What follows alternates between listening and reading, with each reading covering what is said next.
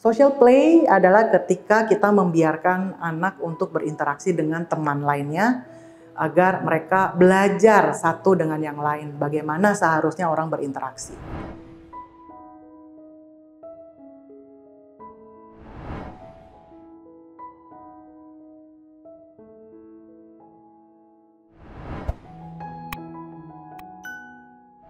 Social play.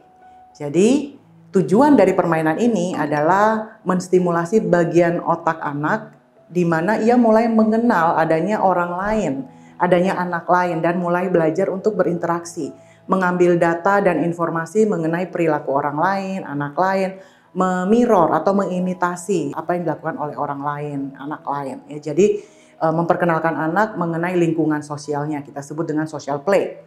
Tentunya social play ini membutuhkan anak untuk berada dengan seorang anak yang lain, minimal satu orang anak atau beberapa anak yang lain. Biasanya parents mengadakan play date ya, yang diorganisasi atau direncanakan agar anak punya kesempatan untuk berinteraksi dengan anak yang lain. Bermain di sekolah itu juga adalah social play, di mana anak belajar untuk berinteraksi dengan anak-anak lainnya. Dan ini membangun social network in the brain, ya, membangun kemampuan bersosialisasi di dalam perkembangan otak anak.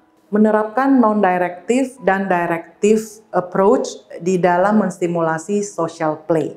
Social play adalah ketika kita membiarkan anak untuk berinteraksi dengan teman lainnya agar mereka belajar satu dengan yang lain, bagaimana seharusnya orang berinteraksi. Non-directive adalah membiarkan anaknya berinteraksi dengan orang lain, yang artinya juga siap untuk menerima dan mengambil resiko yang aman dan membiarkan anak bereksplorasi. Ya, kadang-kadang anak berinteraksi dengan teman lainnya bisa saja terjadi konflik, bisa saja terjadi disagreement atau mereka saling tidak sepakat sehingga mungkin mereka rebutan mainan atau mereka bertengkar sejenak, ya, atau mereka bahkan musuhan sejenak, setelah itu mereka baik lagi.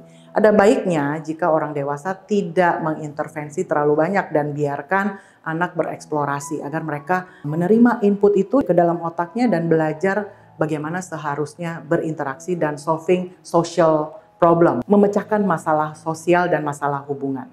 Directive approach di dalam social play adalah ketika kita men-set situasi di mana anak berinteraksi dengan anak yang lainnya, bisa satu orang atau beberapa anak, tapi di situ ada orang dewasa yang membimbing.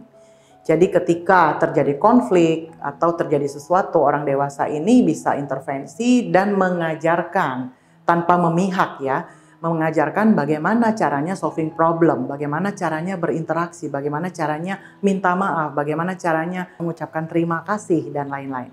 Itu adalah directive social play. Keduanya penting untuk diberikan kepada anak agar mereka memiliki experience atau pengalaman yang banyak selama masa pertumbuhannya. Ikuti terus sosial media Tanam Benih untuk mendapatkan video-video parenting lainnya.